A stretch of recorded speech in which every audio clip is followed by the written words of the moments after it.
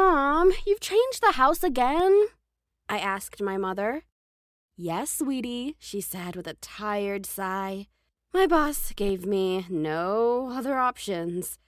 I have no friends here, I admitted, feeling a sting of loneliness. What am I going to do at home alone at night when you're working? Mom leaned down and kissed the top of my head. Don't be concerned, my dear. I'm confident you'll have nicely decorated our new house by the time I return. She then walked away for her night shift, leaving me with a nice hug. It was time for me to start organizing the new house. After completing the bedrooms, I proceeded to the study room. A musty odor met my nose as I turned the doorknob and pushed it open, and I crinkled it in disgust. The room was by far the dirtiest, with no windows to let in natural light. I gathered my courage and picked up a broom to begin cleaning. As I swept, dust clouds whirled about me, and cobwebs clung tenaciously to the corners. In the midst of the turmoil, I discovered a book hiding beneath a pile of old newspapers. It looked weird, with an ominous artwork on the cover, reminiscent of a horror mystery. I couldn't help but be intrigued by the enigmatic book. I went for it and opened it carefully, exposing enigmatic symbols and writings that sent shivers down my spine. It was unlike anything I'd ever seen before. I wonder what this book is about, I said to myself as I proceeded to go through it. A strange jolt ran through me, like if a small jolt had struck the table behind me. I swung around, startled, but there was nothing. Is there someone here? My voice trembled as I whispered. I returned to the book. My hands were trembling as I attempted to place it back on the shelf. However, when I reached out, I unintentionally struck the shelf, causing it to tremble violently. The book slid to the floor, its pages rustling in an uncanny, whispering manner. I had the impression that the shelves themselves were shifting from their normal position. I took a cautious step forward. The bookcases along one wall began to move slowly, inching apart, revealing a hidden door that had been hidden behind them all along. A hidden room? I asked, my voice shaking. In this rundown location? I couldn't stop myself from pushing the door open. Its sinister and mysterious presence was enticing me to discover the terrifying truths that lied beyond. So I entered the room, and the door slammed shut and locked behind me in an instant. Panic poured through my veins as I dashed towards the door, frantically turning the handle, but it stayed firmly locked, locking me inside with an awful sense of foreboding. Ah! Oh God, open it! Open! I screamed and cried in absolute dread. I struggled to open the door, but it refused to budge. I felt trapped in the pitch-black chamber. I looked about, but there was no way out. Then I noticed a voice behind me. There was no one there when I turned around. All I could hear was a watch ticking like a clock. It was strange, and I couldn't figure out where the sound came from. Fear gripped me as I stood there in the dark, unsure of what was going on or even how to get out. The room was pitch black, like being in the middle of a nightmare. It was cold and stifling, with an uncanny silence pressing against my ears. Shadows danced around, concealing who knows what in their grasp. There was no way out, no windows, no light, only the sense of being watched by unseen eyes. I became aware of a faint glimmer of light originating from a faraway corner, so I approached it with timid steps, my breath echoing loudly in the room due to my cold hands and thumping heart. When I reached out to open the door, it creaked open with some strange reluctance. As I entered the room, I got a strange sensation, as if something was falling on my head. I instinctively placed my palm there and discovered a single, freezing blood drop. In dread, I looked up and saw an awful figure hanging from the ceiling. I couldn't help but scream. Ah! I lurched backwards, tumbling into the bed, overcome by paralyzing horror. Sweat flowed from my shaking body as I collapsed onto the bed. A bead of sweat slipped down my cheek and landed on my lap. I reached down to adjust the blankets with a shaking palm when I felt something move beneath the bed. Panic washed over me as I inched closer to the corner, my heart racing. As I went down to uncover the bedsheet, I saw a hand emerge from the darkness beneath, reaching out, its fingers yearning to take hold of my mouth. In a panic, I jumped out of bed and dashed for the back door, but it refused to open, locking me in that nightmare. My fear reached a breaking point as I listened to the creepy voice from beneath the bed. In absolute dread, I clamped my eyes tight and shouted. The weird voice abruptly stopped, leaving my ears ringing in the suffocating silence. I approached the bed with every ounce of strength I could manage, my body still shivering.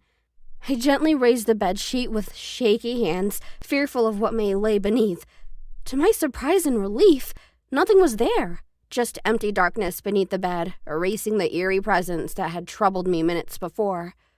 I stood up, repeating prayers for aid under my breath as I took careful steps backwards.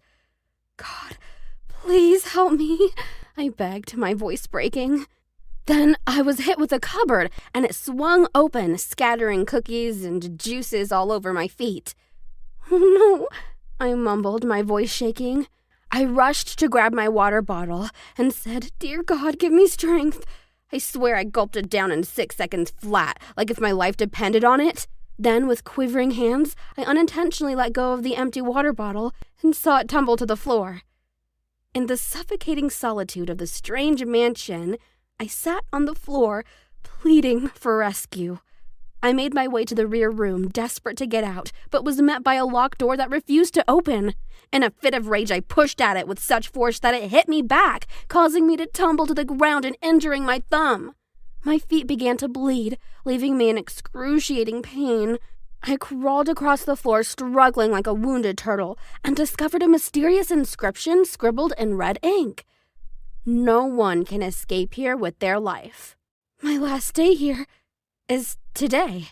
I was reading those foreboding notes when I heard the eerie sound of footsteps approaching from behind me. Slowly, I raised my eyes to see a monstrous monster with a dark, gaping mouth filled with terrifyingly pointed, jagged fangs.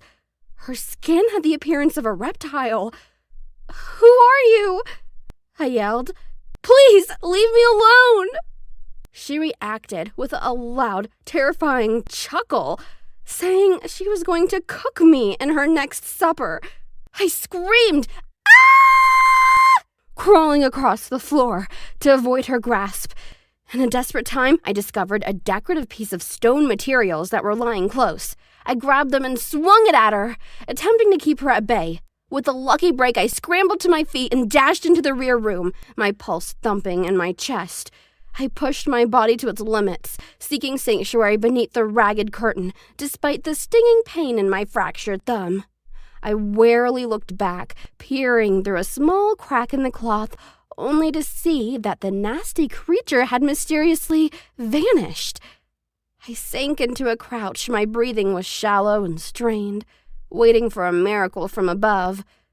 Amidst all of this horror, I became aware of the creepy creature's approach, her shadow hovering over me.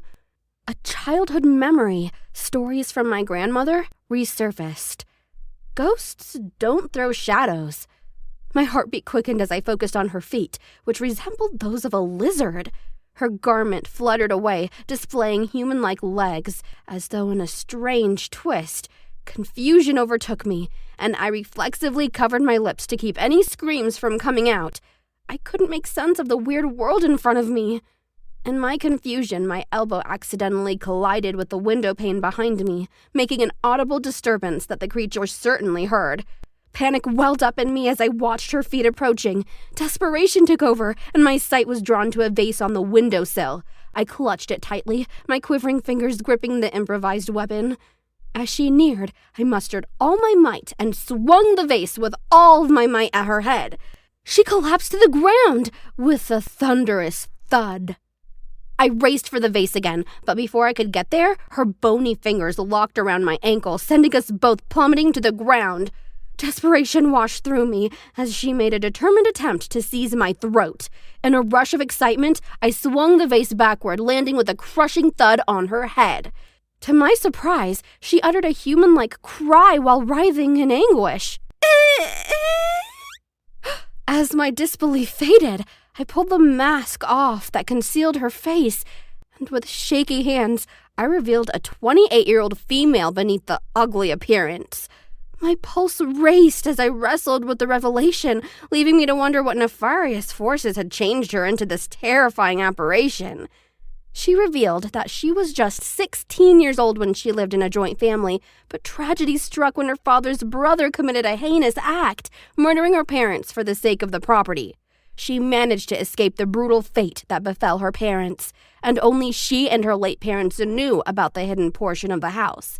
She explained that after the tragedy, her surviving family members attempted to sell the property to a ruthless property dealer who planned to demolish the house and replace it with a factory. Fearing the loss of the last remaining memory of her parents, she chose to live secretly in this concealed portion of the house, warding off anyone who ventured too close.